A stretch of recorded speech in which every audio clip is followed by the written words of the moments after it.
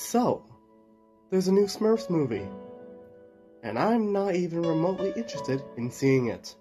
It looks bland, corporate, and is essentially doing the same thing the other Smurfs movies were doing over 10 years ago. This is not something I see myself checking out anytime soon. And judging by the title of this very video, you can obviously tell this isn't what this video is about. Well, you see, there's this indie YouTube channel I've been inspired by recently. I don't know if you've heard of him, And recently, he's been Trojan horsing recommendations for lesser known animated films in his reviews for more mainstream animated fare. Because believe it or not, there's more to the medium of animation than whatever DreamWorks or Illumination is vomiting out. So that's what I'm doing here on a more direct scale, shining a well-deserved light on the vast and creative world outside the realm of Disney, Pixar, DreamWorks, Sony, or any other mainstream animated studio. Now, to be clear, this isn't to knock down mainstream animated movies. Recent films like Transformers 1, K-pop Demon Hunters, Elio, and The Wild Robot are really good in their own right, and it would be pretentious of me to deny that. But there are thousands of visually impressive and emotionally rich animated films out there that are just as good, if not better, than the mainstream stuff. Films that prove that animation is in fact cinema. With that out of the way, let's start off the recommendations with...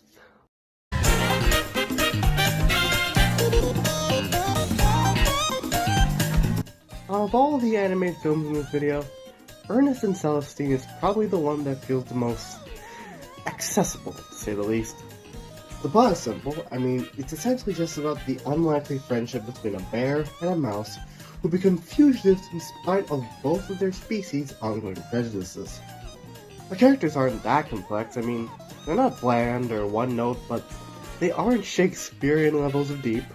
And the main message is easy to understand for anyone that's older than 2, as they literally spell it out for you in the last 5 minutes. Compared to something like Mars Express or Isle of Dogs, this is basically child's play. You can put a 5-year-old in front of this and they'd probably have the same enjoyment level as you. It's a simple movie, and from the way I've been describing it, it might seem bare bones or lackluster, but the way in which the movie executes that simplicity makes the entire experience a joy to sit through. For starters, the animation is beautiful. The loose line work and watercolor aesthetic give the film a sense of warmth and coziness. And the looser line work allows the character animation to be expressive and lively in ways traditional line art couldn't, especially when it comes to the physical comedy. There's also the fact that the movie is just really, really sweet, making sure it devotes the right amount of time to endear the audience to the characters, their struggles, and their relationship to each other. Especially the growing friendship between Ernest and Celestine themselves. This is one of the very few movies I would probably give a diabetes warning, as it's so sweet that it can probably affect the hearts and bodily functions of anyone within viewing vicinity. Overall, the movie's nothing groundbreaking, but it doesn't have to be. It's just a simple little kids movie that effectively does what it sets out to do. Melt your heart. If you want to know where to watch it, a dubbed version featuring Paul Giamatti and Forrest Whitaker is available for free on Tubi, and while I usually prefer the subs for foreign films, I will concede for this film and say that the dub here is actually pretty cute. Okay, on to the next recommendation.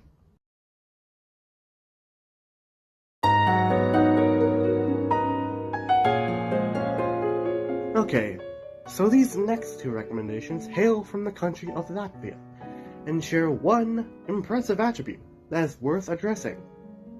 They were all done by one dude. Well, Away was done by one dude. Flo had a couple more people assisting in production. But still, that does not change the fact that these 2 movies were the results of nearly 5 years each of intensive labor by one Latvian man with Blender, Autodesk Maya, and a dream. And that man's name is Gint Zibadonis. I apologize if I pronounced that wrong. With this fact in mind, watching both of these in full makes you appreciate all the breathtaking visuals and gripping storytelling that was all done with zero dialogue. Again, let me reiterate, most of this was done by one dude. Speaking of these movies individually, Flow is, in my opinion, the best movie I've seen throughout all of 2024.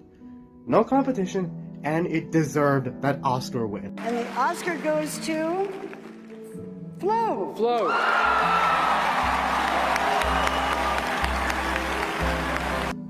The way it conveys this compelling story about a group of animals surviving a flood using nothing but the visuals on screen had me hooked all the way until the credits.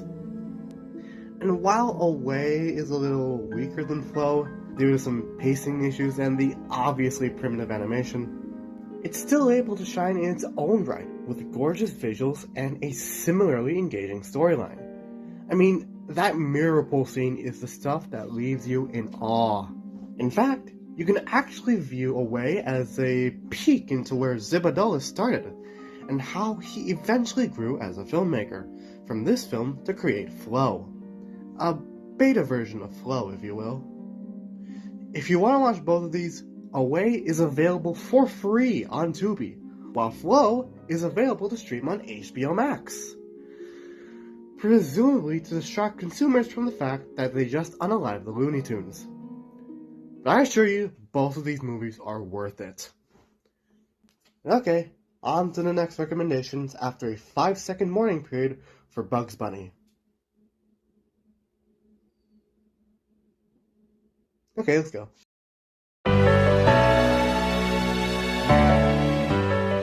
Man, how is the French capable of creating such gorgeous animation? From the way these characters move, to their designs, to the background, just look at these backgrounds! I could pause the movie at any time and just find something to hang up on my wall. Look at it! Look at it! Look at it! Look at it! Look at it! I want all of you to look at it! Oh, and everything else about Long Way North is cute, I guess? If I had to describe this movie in one word, it'd be cozy. From the characters, the animation, the backgrounds, to the way the film is structured, it's the type of film you'd watch while snuggling under a warm blanket, while drinking hot cocoa on a cold winter's night. This cozy atmosphere shines during the middle portion of the movie, where our main character Sasha is working at this pub while she waits for a ship to return in the coming days. It was honestly just nice seeing her interact with the owner of the pub and watch her learn to work for the first time.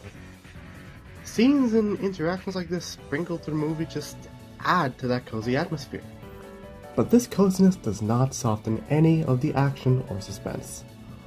Although most of it is saved for the last third, it gets surprisingly brutal as the ship crew become more desperate by the hour as they lose their rations and their sense of hope. You just feel the sense of community with these characters, even though you only get to know them for like 80 minutes. Speaking of, does the movie go a little too fast for my liking? Yes, absolutely. Especially during that last portion where Sasha and her crew trek the ice to find the ship. Like I said, the last third contains a plethora of special situations. But due to the 80-minute runtime, they don't hold that much weight and kinda get brushed aside so the movie can wrap up sooner. But, besides those pacing issues, I believe this movie is still worth your time and attention. It is completely worth it just for those backgrounds alone. And just like Away and Ernest and Celestine, a dubbed version of the movie is available for free on Tubi. Go check it out to find like a bajillion new wallpapers for your phone. Okay, on to the next recommendations.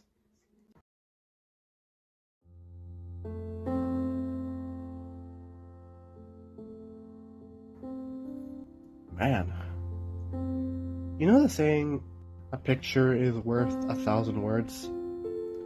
Well, The Red Turtle is essentially that phrase turned into a movie. Just like Flow and Away, the way it's paced and shot effectively tells this deeply emotional and human story about this castaway finding meaning and purpose in the situation he was thrust upon. And the breathtaking, fluid, and almost ethereal animation only adds to this fact.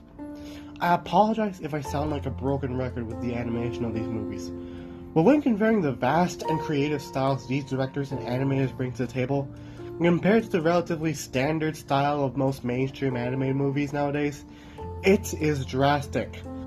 Like, I know there's a bit of a shift in styles, especially with films like Spider-Verse in the scene, but still, comparing something like this to the new SpongeBob movie is like night and day.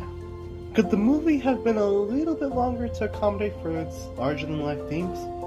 Maybe, but just the fact that with 80 minutes to spare, this movie's ending has stuck with me even as I write this segment of the video is worth acknowledging. If you want to watch it, it's on wherever movies are rented nowadays. Amazon, Apple, YouTube, Google Play, just prepare some tissues for that ending. Trust me. Okay, I think I need to talk about the next recommendation, right now, to heal my sadness. Just move to the next movie.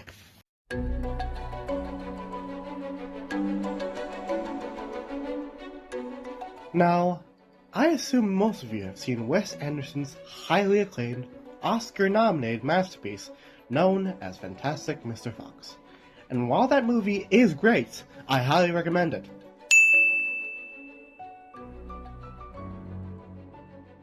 I'd also like to bring attention to Wes's other animated flick that I don't really see talked about as much. That being Isle of Dogs. And wouldn't you know, the movie's pretty good. It's like Wes Anderson's got a Midas touch for anything he directs. For starters, the animation, as with all movies in this list, is phenomenal. There's a sense of scale and intricacy that somehow goes bigger and bolder than the aforementioned Fantastic Mr. Fox. Okay, to go off on a tangent for a bit, stop motion really is the best form of animation for Wes Anderson's directing style. With how physical and intricate you can get, it's just posing figures for photos and combining those photos to create the illusion of movement. It matches the style and direction of his live-action work, like Grand Budapest Hotel and The Phoenician Scheme. For everything else besides the film's visuals, they were done decently enough. I really appreciated the voice performances, both English and Japanese, and how they contribute to the heart and message of the film, especially Bryan Cranston as Chief. I genuinely could not tell it was him, and his scenes with the Atari 2600 were rather sweet. I also appreciate how, like most of Wes Anderson's filmography, the exposition is not a chore to listen to. This is not only because of the voice acting, you can have the Bryan Cranston dog do nothing but read the phone book and you'd still be captivated. But it's also because Wes Anderson knows when to tell and when to show. There are several moments during the film where it takes a break from the typical Wes Anderson-styled exposition dumps to showcase several flashback scenes that help greatly in fleshing out the narrative. Is the film perfect? Obviously not. I might even say it's a little bit worse than Fantastic Mr. Fox. There are several characters you could cut out. The ending is the weakest part of the film, as several barely developed character relationships and plot points become the main focal point for some reason, and some of the portrayals of Japanese culture and the Japanese people can be a bit iffy, to say the least. Seriously, why did they have the white kid free the Japanese dogs from their oppression? But overall, in spite of those problems, I'd still give it a recommendation. It is worth it for that sushi scene alone. If you want to know where to watch it, it's on, Disney Plus. Sometimes I forget about the Fox buyout and get jump scared when I'm reminded over Disney's stranglehold on the film industry. I can't wrap my head around the fact that Meet the Spartans and Dragon Ball Evolution are now residents of the Magic Kingdom. Just send me to the next recommendation.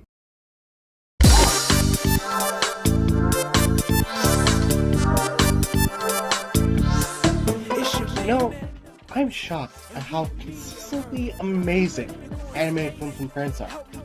How are they creating such masterpieces like Mars Express, while we get stuck with the same Smurf jokes we've been subjected to for the past decade? In case you can tell, I really like this movie. It's a phenomenal throwback to the tropes, vibes, and storytelling of science fiction films in the 80s and 90s, while still being able to form its own identity. And it is definitely not for kids. If you want an equivalent in terms of the concept presented, it's around the same level as both RoboCop and the Terminator. And if you've seen RoboCop and the Terminator, then yeah, best to shield little Jimmy's eyes from this. Speaking of RoboCop and the Terminator, the director of this has said that films like that and Ghost in the Shell were massive sources of inspiration for this, and it clearly oozes love and admiration for these films in every single frame. One scene literally has this robot lady with a metal knife hand emerge from her arm before engaging in this tense chase scene with its target. If that doesn't scream, I love Terminator 2, then I know what does. While the film does take a lot from 80s sci-fi, it's also able to comfortably weave it with the filmmaking techniques used in our modern day. This is especially the case with the action, delivering intense, visually stunning set pieces that are somehow done on a $10 million budget. Dialogue just could never. This marriage of influences is also shown through the film's themes regarding humanity's treatment of artificial intelligence. While 80s sci-fi has somewhat dealt with this topic before, especially RoboCop and Blade Runner, Mars Express is able to breathe new life into these themes by putting it in a more contemporary perspective, and it works wonders in giving the film depth. With how insane our world has gotten, this film being able to satirize these topics in meaningful ways is very much appreciated. If you want to check it out, it's on most major movie rental sites like the Red Turtle. It is very much worth the $2 to $5 you'll spend on it, and then some. Trust me. Okay, on to the final recommendation, which is...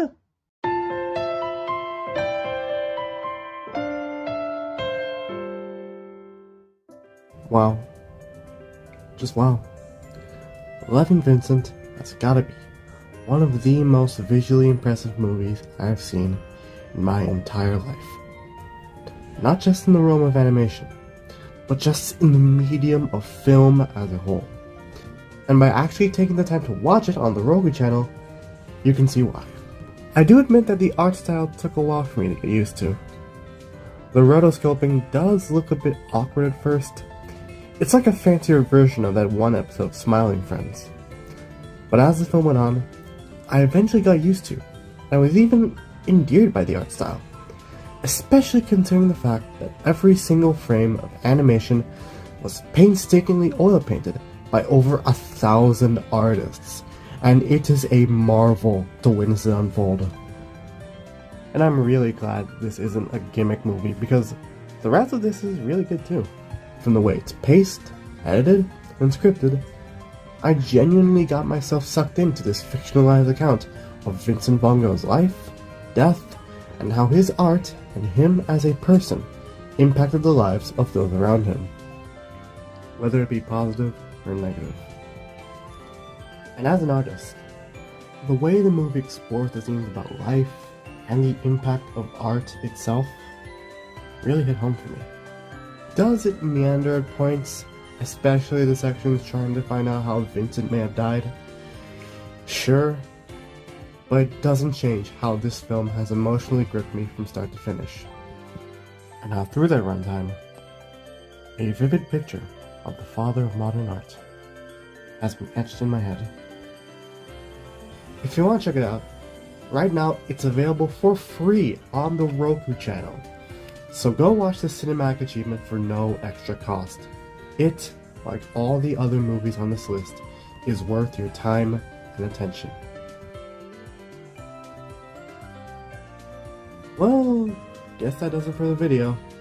I recommend like 8 or 9 movies in this video alone that have more artistic worth than Smurfs. Plus, there are several others I haven't mentioned, like Robot Dreams, Look Back, Persepolis, Secret of Kells, or the Neja duology. You know, I think I might make another video just like this whenever one of the mainstream anime studios decides to vomit out slop again. If you do decide to see Smurfs, it's fine.